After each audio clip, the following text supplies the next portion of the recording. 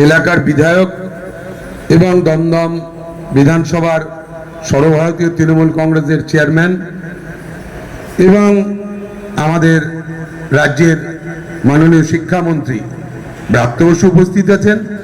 আমাদের টাউনের প্রেসিডেন্ট 14 নম্বর ওয়ার্ডের কাউন্সিলর সুকান্ত সেন উপস্থিত আছে।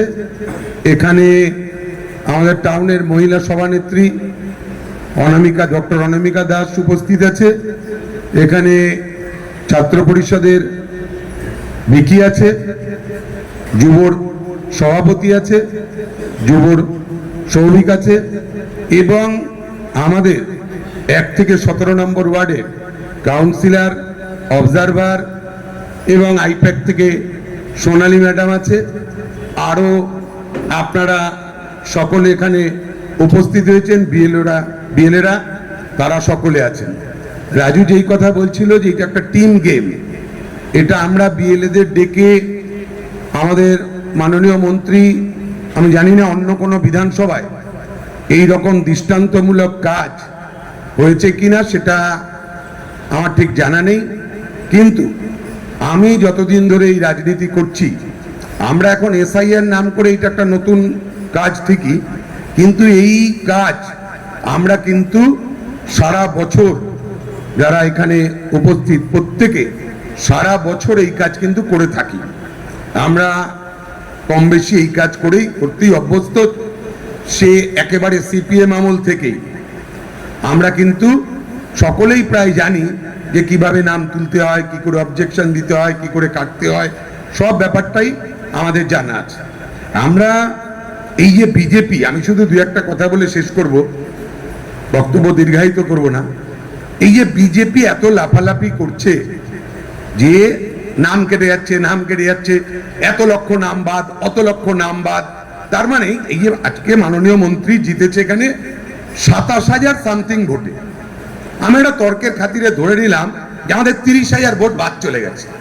এটা বিজেপি ভাবছে এই যে 30,000 ভোট বাদ চলে গেছে, এইটা মনে হয় 27,000, তাহলে 3,000 ওরা জিতে গেছে।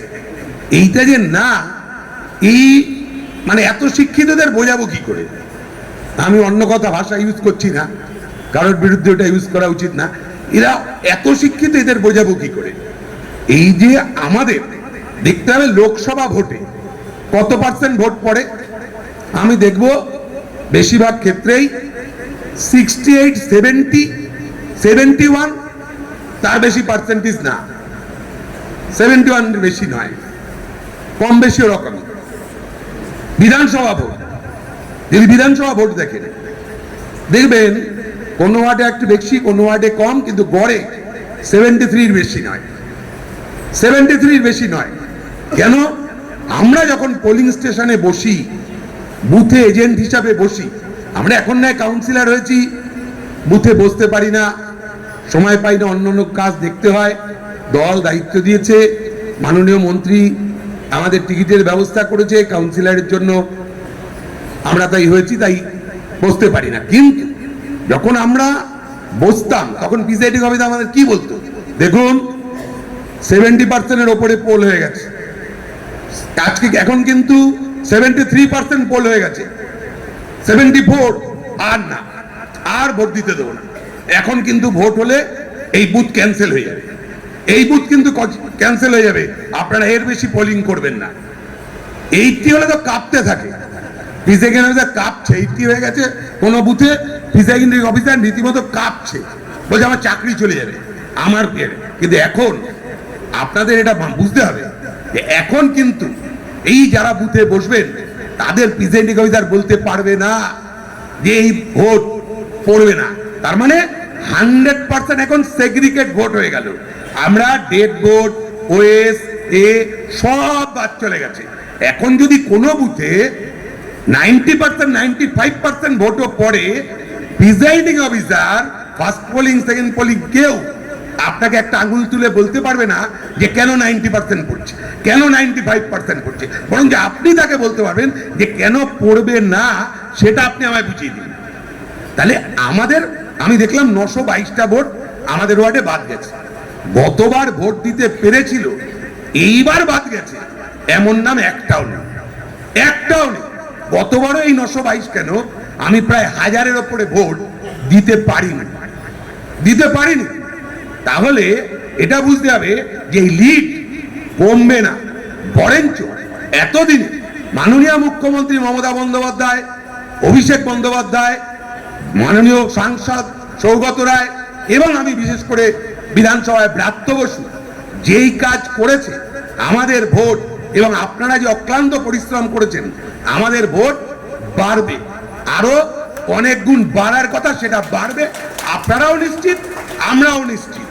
সেটা বোঝে না অতি শিক্ষিত যারা সেখানে চিৎকার করছে, ওই খাতা কলমে শুধু অঙ্ক করছে। আমাকে একজন অঙ্ক বোঝাতো, আমাদের একজন বেকার লোক ছিল আমাদের পাড়ায়, সে চাকরি বাকরি কিচ্ছু করতো না, বেকার, আড্ডা দিত। আমায় বলতো, একটা চা বল, তোকে বোঝাই। এতগুলো লোকের থেকে তুই মশলা বিক্রি করবি, এতগুলো লোকের থেকে এত লাভ, প্রতি লোকের থেকে 10 টাকা করে লাভ করলি, তাহলে 100 লোকের থেকে এত টাকা, 1000 টাকা লাভ হয়ে গেল, এই তোর ইনকাম। 10 টাকা করে লাভ করলে এত। আমি বললাম, তাহলে তুমি করো না কেন? বলে, আমার সময় কই, আমি তো চায়ের দাম তুই দিয়ে দে। আমি চায়ের দাম দিলাম, উনি আমায় বুঝিয়ে দিলে এত হলে এত।